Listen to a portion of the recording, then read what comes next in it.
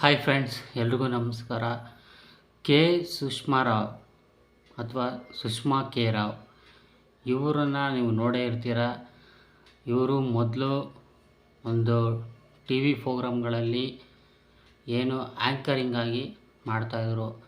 ಮತ್ತು ಇವರ ಒಂದು ಮದುವೆ ವಿಷಯ ಕುರಿತಂತಾಗಿ ಡಿವೋರ್ಸ್ ಆಗಿತ್ತು ಒಬ್ಬ ಫೇಮಸ್ ಡೈರೆಕ್ಟ್ರ್ ಜೊತೆ ಅಂಥೇಳಿ ತುಂಬ ವದಂತಿಗಳು ಬಂದಿತ್ತು. ಆದರೆ ಈಗ ಏನಪ್ಪ ಆಗಿದೆ ಅಂದರೆ ಕೆ ಸುಷ್ಮಾ ರಾವ್ ಇನ್ನಿಲ್ಲ ಅಂಥೇಳಿ ಹಲವಾರು ಕಡೆ ನ್ಯೂಸನ್ನು ಸ್ಪ್ರೆಡ್ ಮಾಡ್ತಿದ್ದಾರೆ. ಮೊನ್ನೆ ಏನಾಗಿತ್ತಪ್ಪ ಅಂದರೆ ಇವರು ಭಾಗ್ಯಲಕ್ಷ್ಮಿ ಸೀರಿಯಲ್ನಲ್ಲಿ ಒಂದು ಫೈಟಿಂಗ್ ಸೀನ್ ಇತ್ತು.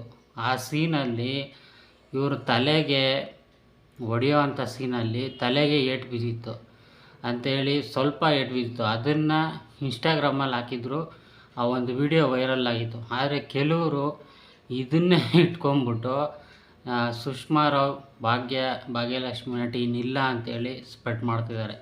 ಅವ್ರಿಗೇನೂ ಆಗಿಲ್ಲ, ಅವ್ರು ಚೆನ್ನಾಗಿದ್ದಾರೆ.